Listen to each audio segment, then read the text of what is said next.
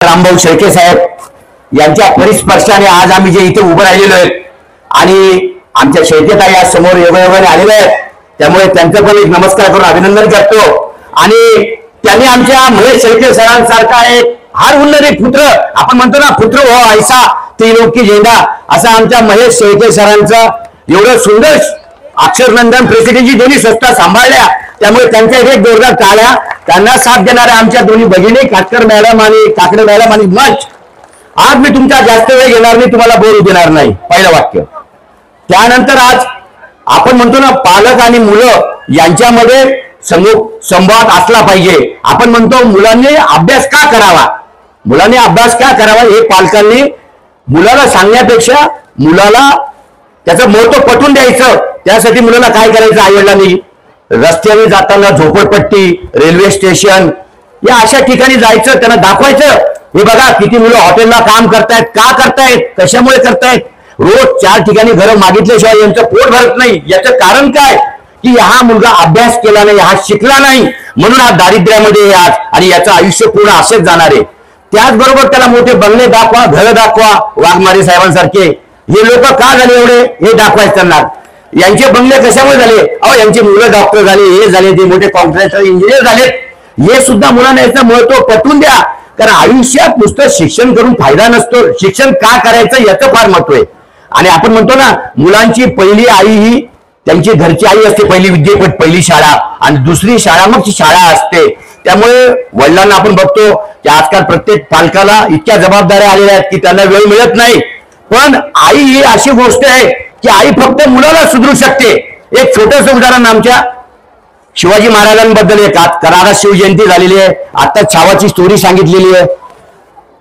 ज्या वेळेला शिवबा 12 वर्षाचे होते त्यावेळेला शहाजी राजांनी त्यांना मी कर्नाटकामध्ये थांबतो आणि मा जिजाऊ सोबत तुम्ही महाराष्ट्राचा कारभार बघा।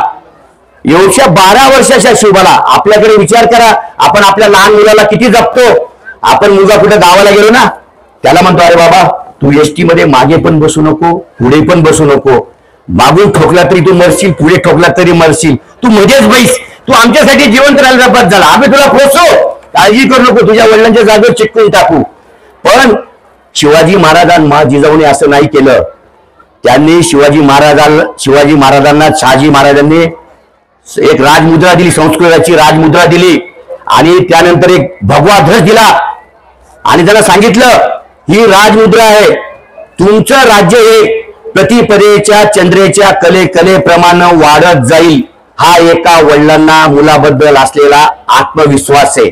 मी तुम्हाला पण सांगतो प्रत्येक पालकांनी, आईने आणि वडिलांनी मुलांमधले दुर्गुण कधीच काढू नका, त्याचं कौतुक करा, त्याला फर्स्ट एड करू नका। आपण बघतो आजकालचे मुलं जास्त सेन्सिटिव्ह झालेले मोबाईल टीव्हीमुळे, त्यांच्यामध्ये काही गुण असले ना त्याला दूर करा, त्याच्या चांगल्या कामाचं कौतुक करा। बघा तो मुलगा काही तुम्हाला घडवल्याशिवाय राहणार नाही। जसं मा जिजाऊ हे सगळे आपल्या इतिहासातलं एक चांगलं उदाहरण आहे, जसं आमच्या आज महेश शेळकेंना घडवलं त्यांच्या आईने, म्हणून ते आज एवढे हर उन्नती राहून सगळं करतात। त्यांच्या जर मनात आलं असतं ना ते आयटी क्षेत्रात पुण्यामध्ये नवरा बायको दोन्ही लेकरं राहून मजेत राहिले असते, त्यांना शेती एवढा बिझनेस करायची गरज नव्हती। तर सांगतो शहाजी राजांनी शिवबांना जेव्हा ते संस्कृतची मुद्रा दिली, त्या मुद्रा दिल्यानंतर एक भगवा ध्वज दिला आणि त्यांनी शिवाजी महाराजांना काय सांगितलं, शिवबा मी तुम्हाला हा भगवा ध्वज देत आहे, हा भगवा ध्वज म्हणजे हा पेलण्यासाठी मनगडात रग आणि छातीमध्ये धग असावी लागते, हा आयड्या गेल्याचं काम नाही, हा भगवा पेलणं महाराष्ट्र वाढवणं असेल तर, अशी त्यांना सल्ला दिला। त्यानंतर आपण म्हणतो ना मुलं हे फर्स्ट एड होत चालले, आता मला डॉक्टरांनी सांगितलं आमच्याकडे 8वी 9वीतले मुलं येत आहे ते फर्स्ट एड होत आहेत, डिप्रेशन मध्ये जात आहे। अरे डिप्रेशन काय नाटक आहे, आम्हाला अजून माहिती नाही डिप्रेशन काय असते। हे घरातील आई वडिलांनी मुलांशी सुसंवाद कमी व्हायला लागलेला आहे। प्रत्येक जण आपल्या आपल्या कामाने इतके बिझी झालेले आहेत की प्रत्येकाला वेळ नाही आपल्या मुलांशी बोलायला। एक छोटंसं उदाहरण एक सुंदर सांगतो की मुलांना तुम्ही काय करा, त्यांना फ्रीडम द्या, त्यांच्यावर काही जबाबदारी लादू नका। कारण प्रत्येक जण म्हणतो वाघमारे साहेब म्हणतो माझा मुलगा डॉक्टर होईल, त्यांची आई म्हणते माझा मुलगा इंजिनियर होईल, पण हे असं मुलांवर ते ऑपरेशनचं ओझं लादत असतात। एक याचं सुंदर छोटंसं उदाहरण आहे, एक नवरा बायको भांडत असतात, खूप जोरात भांडतात, बायको म्हणते माझा मुलगा इंजिनियर डॉक्टर होईल, नवरा म्हणतो इतके डॉक्टर पडले, बस स्टँडकडे इतके दवाखाने झालेले आहेत, त्यांच्याकडे कोणी यायला पेशंट नाही. मग ते वडील म्हणतात माझा मुलगा इंजिनियर होईल. दोघं नवरा बायको भांडण कसं असतं आपल्याला माहिती, मराठा समाजात तर तोडायला जागाच नाही.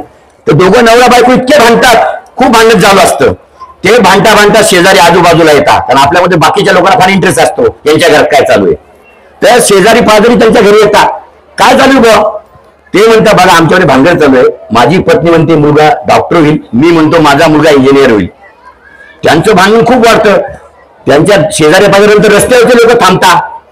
रस्त्यावरचे लोक थांबल्यानंतर इतकी गर्दी होती की ट्रॅफिक जाम होते. कुणीतरी आमच्या मकसूद भाई सारख्यांना PSI फोन करतं की साहेब आमच्या कॉलनीमध्ये खूप नवरा बायकोचं भांडण चालू, तुम्हाला सोडवायला यावं लागतं. ते पोलीस वगैरे सगळे येतात, त्यांच्याकडे भांडण सुरू होतं.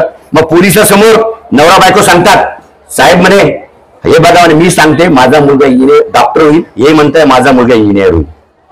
पोलीस म्हणतात चुप बसा आपल्या लँग्वेज मध्ये, तुम्ही पहिले मला सांगा तुमच्या मनाचं जाऊ द्या, पहिले त्या मुलाला इकडे बोलवा. त्या आई वडील म्हणतात आमचा मुलगा अजून जन्मालाच यायचंय. म्हणजे शोकांतिका ऐका, जन्माला यायच्या पहिले आई वडिलांची इतकी अपेक्षा आहे की आपण जे केलं नाही ते आपल्या मुलावर बहादर ठेवायचं, त्यांना करू द्या, त्यांना मोकळं राहू द्या. एका राजाकडे असे 2 गरुडाचे पिलं असतात. एक पिला वरती उडतो, एक पिलाला उडता येत नाही. राजा सगळ्यांना दौडी देतो की माझ्या या पिलाला जो कोणी उडू देईल फांदीच्यावर त्याला मी सोन्याचे मोहरे देईल. सगळे लोक आवाज देतात, हे करता. तो गरुडाचं पिलं इतकं जीत असतं ते उडत नाही. पण एक शेतकरी दौंडी ऐकतो की ते गरुडाचं पिलं का उडत नाहीये. तर त्यावेळेला तो शेतकरी काही करत नाही, तो गरुड ज्या फांदीवर बसलाय ना ती फांदी मोडून टाकतो. म्हणजे फांदी मोडल्यामुळे तो गरुडाचं पिलं इतका उंच जातो की तो त्याला उडवण्यासाठी काहीच लागत नाही. तो राजाला म्हणतो त्याला सेफ झोन मधून काढलं, मी काहीच केलं नाही. तो ज्या ठिकाणी सुरक्षित बसलेला आहे ना त्या ठिकाणून त्याची मी फांदी तोडल्यामुळे तो उडला, नाही तो उडू शकला नसता. तसंच आपल्या मुलांना पण आपण स्वच्छंदेने जगू द्या, त्याच्यावर दडपण ठेवू नका. आणि आईवडील शिकल्याने ना त्या अपेक्षा मुलाकडून तुम्ही कधीच करू नका. कारण काय झालंय आजकाल, एक थॉमस एडिसन नावाच्या शास्त्रज्ञाचा आपल्याला एक माहिती असेल, एक आई काय करू शकते मा जिजाऊ सारखी. थॉमस एडिसन एक शास्त्रज्ञ होते, जे आपण लाईट साऊंड हे जे ऐकतोय ना ते थॉमस एडिसन यांनी शोध लावलेला आहे. थॉमस एडिसन एक 7-8 वर्षाचे असताना शाळेत जात असता, सुंदर कथा आहे थोडी 2 मिनिटाची. थॉमस एडिसन शाळेत जात असता, शाळेत बसतात ते 8 दिवस 15 दिवस महिना होतो. त्यांना शाळेत बसल्यानंतर त्यांचे मॅडम त्याच्या आईला एक पत्र देतात. त्याला सांगतात की बाळा तू तुझ्या आईला हे पत्र दे, उद्या शाळेत येता यायच्या अगोदरही तुझ्या आईला पत्र दे. त्याची मॅडम लिहिते तुमचा मुलगा हा बैरा आहे, हा मतिमंद आहे, हा शिकण्याच्या लायकीचा नाहीये आणि आमची शाळा ही मतिमंद आणि बैऱ्या मुलांना शिकवत नाही. त्यामुळे तुमच्या मुलाला तुम्ही घरीच ठेवा, आम्ही आमच्या शाळेमध्ये शिकू ठेवू शकत नाही. पण ती आई त्या थॉमस एडिसनला काही सांगत होतो, आई काय लिहून दिलं तुला, मॅडमने काय दिलं लिहून. ती म्हणते अरे काही नाही रे, तुझ्या मॅडम म्हणतात तुमचा थॉमस इतका हुशार आहे की बाकीची मुलं त्याच्या एवढे हुशार नाहीयेत, त्याच्यामुळे आम्ही बाकीच्या मुलांना हुशार करतो, मग तुम्ही 6 महिने वर्षानंतर थॉमसला आमच्या शाळेत पाठवा. पण असं करत करत त्याची आई त्याला म्हणते तुला मी काय करेल बाळा, तुला मी आता घरी शिकवेल. तर त्याची आई त्याला रोज घरी शिकवते, स्वतः रोज मतिमंद बैरा एडिसन. पण एका आईने जर मनात जर आणलं ना ते काय करू शकते याचे एक मूर्तिमंत उदाहरण. तर ते एडिसनला घरी शिकवते. एडिसनला शिकवता शिकवता एक दिवस एडिसन लाईटचा शोध लावतो. काही नसताना फक्त आईच्या शिक्षणाने एडिसन ग्रामोफोन साऊंड याचा सगळा शोध हा एडिसनने लावलाय. पण 40 वर्षांनंतर त्याची आई जेव्हा वारते तो बघतो आपल्या आईच्या बेडरूम मधल्या पेटीमध्ये काय आपले, तर त्या पेटीमध्ये त्याला 40 वर्षापूर्वीची चिठ्ठी मिळते. त्या चिठ्ठीत लिहिलेलं असतं की तुमचा एडिसन हा शिकण्याच्या लायकीचा नाहीये, हा शिकू शकत नाही.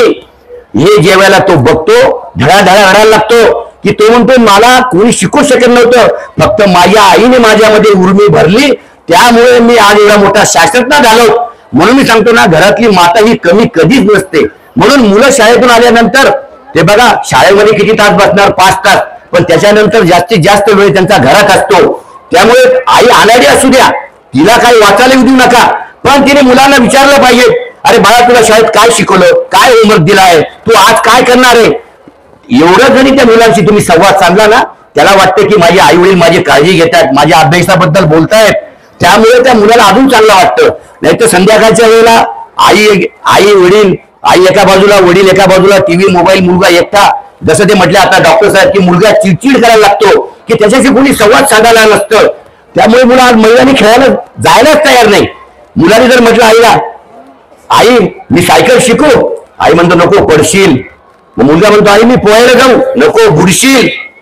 आई मी मैदानावर खेळायला जाऊ, अजून नको धडपडशील. मग घरात बैस टीव्ही बघ फक्त. अशा रीती मुलं काय वाढणार आहे. आणि मुलांचा सर्वांगीण विकासच होऊ शकत नाही. नुसत्या टक्क्यावर मुलगा कधीच पुढे होऊ शकत नाही. लक्षात ठेवा, अहो 90% मुलगा बी आयुष्यात सक्सेस होऊ शकत नाही, पण 50% मुलगा पण इतिहास घडू शकतो. मी आता बघतो अक्षर नंदन प्रेसिडेन्सी मध्ये आमच्या महेश सरांनी वेळोवेळेला किती स्पर्धा घेतल्या, मॅडम त्यांनी किती डिवोटेड केलेलं आहे.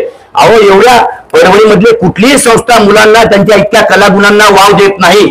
जसं आता जगताप सर मध्ये ते पेंटिंग झाले, त्यांना कोणी सांगितलं नाही तुमच्या मुलामध्ये कुठला गुण येतो हेरा, नुसतं डॉक्टर इंजिनियर करू नका, काही राहिलं नाही आता याच्यात. अहो कोण माणूस काय करू शकतो. प्रत्येक माणसाला देवाने वेगळं बनवलेलं आहे. प्रत्येक माणसामध्ये एक कला दिलेली आहे.